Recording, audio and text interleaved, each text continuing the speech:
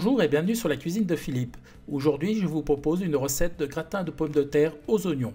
Pour réaliser cette recette, il vous faudra 2 kg de pommes de terre, 2 gros oignons ou 3 plus petits, il y a environ 450 g ici, 60 g de beurre, de la noix de muscade, 2 cuillères à soupe d'huile d'olive, 150 g d'emmental râpé, 4 œufs et bien sûr, sel, poivre.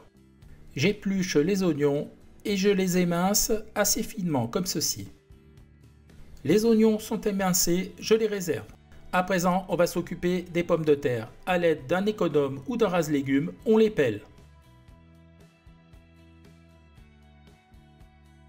Une fois pelées, je les mets dans l'eau pour éviter qu'elles noircissent. Les pommes de terre sont pelées, je les réserve. Maintenant, on va passer à la cuisson des oignons. Dans une poêle, je mets à chauffer l'huile d'olive. Lorsque l'huile est chaude, j'y verse les oignons.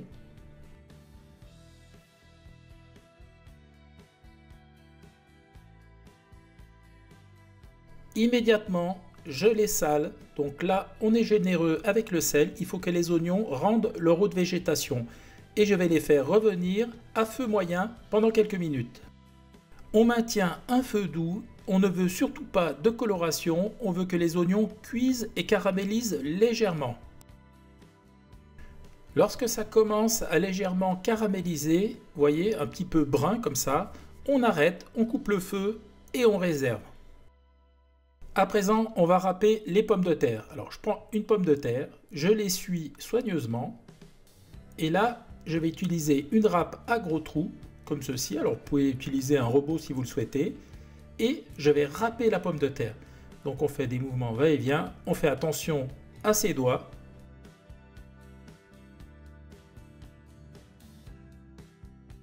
Voilà, alors je vous montre, regardez le résultat. Donc vous voyez, c'est râpé assez grossièrement.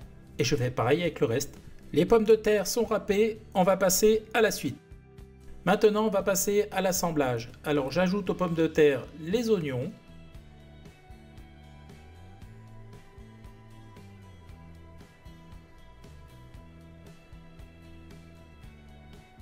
Voilà, maintenant je rajoute les œufs. Alors je les casse toujours dans un petit bol, c'est une habitude, c'est pour éviter de mettre des coquilles. Bon là, brièvement, je vais mélanger. Ensuite, on va mettre le fromage râpé.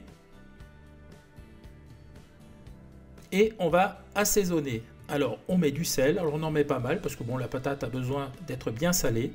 Ensuite, on va ajouter du poivre. Alors là pareil, c'est selon vos goûts.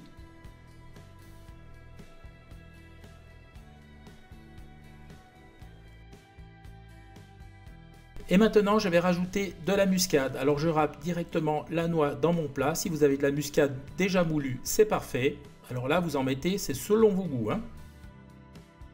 Et pour terminer, je rajoute le beurre fondu. Là, les 60 g, je les ai fait fondre au micro-ondes. À présent, à l'aide d'une cuillère en bois, je vais mélanger le tout soigneusement pour avoir une préparation bien homogène. Les ingrédients sont bien mélangés, on va pouvoir passer à la mise en moule. Je vais remplir mon plat à gratin en tassant. Alors je prends une bonne cuillerée de farce, je la tasse. Je reprends une deuxième cuillerée et je tasse à nouveau. Donc en fait, on tasse entre chaque ajout. Et on fait comme ça jusqu'à épuisement de la farce. Voilà, le gratin est prêt, ça part au four thermostat 180 que j'ai préchauffé pendant environ 55 minutes. Tout juste sorti du four, regardez le résultat, c'est magnifique. On va pouvoir passer à table. Et bien voilà, la recette est à présent terminée. Regardez comme cette barre est jolie. Alors je vous montre le profil, regardez, c'est bien épais, c'est bien gratiné sur le dessus. C'est parfait. Alors maintenant, on va passer à la dégustation. J'ai prévu des couverts pour ça. Alors, on va découper un petit peu ici. Alors regardez, ça se tient bien. On voit donc les oignons, les pommes de terre et le fromage. Tout est bien mélangé. Regardez. Je peux vous dire, c'est super bon. On sent le fromage, c'est vraiment top. Voilà, j'ai été super content de vous présenter cette recette. J'espère qu'elle vous a plu. Si elle vous a plu, je vous laisse mettre un petit pouce bleu, vous abonner à la chaîne, ça me fera toujours plaisir. Sinon, moi, je vous dis à très vite pour de nouvelles aventures culinaires, soit Cuisine de Philippe. Ciao, ciao!